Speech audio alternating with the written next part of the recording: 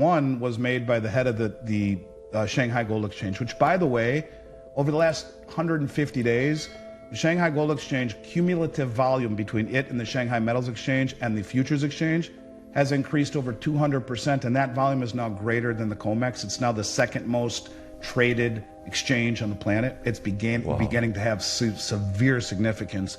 But he said in 2015, when China is allowed to speak at the table, the real price of gold will be observed.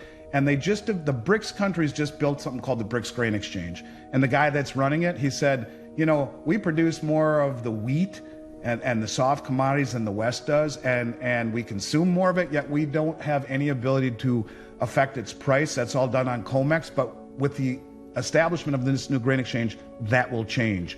They know what we're doing with metals, and they're using it against us. That's exactly right. The reason they're not bitching yet is because they're using the brain-dead Western suppression to drain the exchanges. That's exactly what they're doing. And then when there's no more companies or entities willing to sell at these prices, I believe that the legitimate price setting will move eastward to places like Shanghai, to places like Dubai and even Moscow, where these are the countries that appreciate, accumulate, stockpile, and understand metals better than the West does. We are now in Bretton Woods 3. Bretton Woods 1, when the dollar was backed by gold after World War II till 1971, when Nixon closed the gold window. Bretton Woods 2, when the dollar was tied to specifically and exclusively to oil purchases and oil sales through OPEC, which just ended about a month and a half ago when Saudi Arabia didn't cancel it, but said we're not going to be exclusive to the dollars. We're going to take other currencies too. Or Bretton Woods 3, this is all about commodities, but why are they choosing those commodities? BRICS is shaking up the global financial order, and Andy Schectman reveals how they're doing it.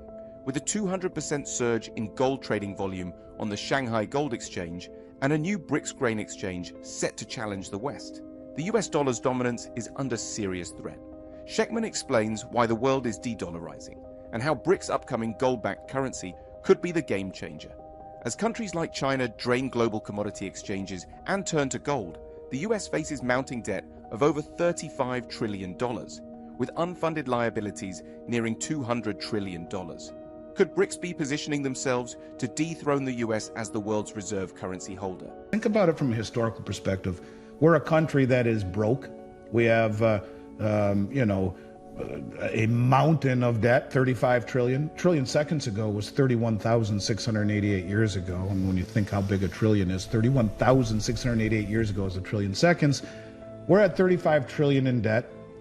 Our unfunded liabilities, Medicare, Medicaid, Social Security, government military pensions are approaching 200 trillion. We'll never pay it back, ever. 77 trillion in Social Security, 99 trillion in Medicare Part B, 22 trillion in Medicare Part D. Just those three alone are 180 trillion in unfunded liabilities. You look at the US government's balance sheet, Google, what is the asset base, or what are the largest assets of the US government? It's $5 trillion bucks. The largest asset of the US government is student debt of $1.6 trillion. That's it. Now the country has more money, but the US government has $5 trillion in assets with up to $200 trillion in liabilities. We're broke, we're insolvent, but more to your point, we are viewed by most of the world as being wholly hypocritical. And we can say to, Janet Yellen can say to CNN, we're okay with Xi and Putin being friends in BRICS. Thank you, Madam Secretary, that's great. But if Xi gives one penny to Putin or his war machine, we will sanction China's banks, their companies, and Beijing itself. Never mind the over 160 trillion, or 260 billion rather, that we've given to the Ukraine, much in the way of weapons, the Stinger missiles, the F-16 jets, the intelligence on where to shoot it, training Ukrainian pilots in the Arizona desert, all of this stuff, that doesn't matter because we're the world reserve currency. And then what did they do? Then they confiscated, which is the same thing as stealing, which is the same thing as defaulting, on $5 trillion in Russian treasuries here in the U.S., and used them to give, mostly in the form of weapons, think silver again, military-industrial complex, to the Ukraine, the country they're in a war against. So as the world reserve currency, it is not our prerogative to go around the world sanctioning everyone, where the West right now is sanctioning 60% of all the underdeveloped countries. We went to to Iraq 20 years ago, 21 years ago, under the guise of weapons of mass destruction. We're sorry we didn't find them. We destroyed your country, toppled your regime, and guess what? We're still here, sanctioning 14 of your banks for trying to buy liquid natural gas funneled through Iranian banks. And they made $90 billion in oil revenue last year. That's all held at the New York Fed. They can't even control their own natural resource revenue 20 years after supposedly installing a new regime and doing it the right way, looking for those weapons of mass destruction, saving the world. We didn't find any of it. And here we are. They asked us for $1 billion at the end of 23. We said, no, sorry, we're busy. It's your money. Come back. We'll give it to you next year. So what have they done? They've made trading in dollars illegal. If you do so and own a business, you'll end up in jail. They've gotten rid of all green bills as of January 1. There are none in Iraq, none in any bank. They have officially applied to BRICS, and they're kicking Western coalition forces out of the country. They look at us as being wholly hypocritical. So we can go around the world imposing sanctions using our treasuries as weapon. No, these are ours now because we don't like the way you play. Doesn't matter how we play. We're the world reserve currency. Our you-know-what doesn't stink, but we can tell you what to do. So the rest of the world says, well, let's see. Gold has doubled the performance of the 10-year treasury, doubled it for 25 years with no counterparty risk. And so what they are slowly doing, and on top of selling dollars and repositioning, which is called de-dollarizing, this isn't a word, but you'll get my point. They are de-treasurizing also. They are slowly, instead of dumping treasuries, which causes too much attention, they used to roll them over. Every time they would expire, they would just roll it over and buy a new one, finance our exorbitant lifestyle, finance our debt binging society. Now they're not.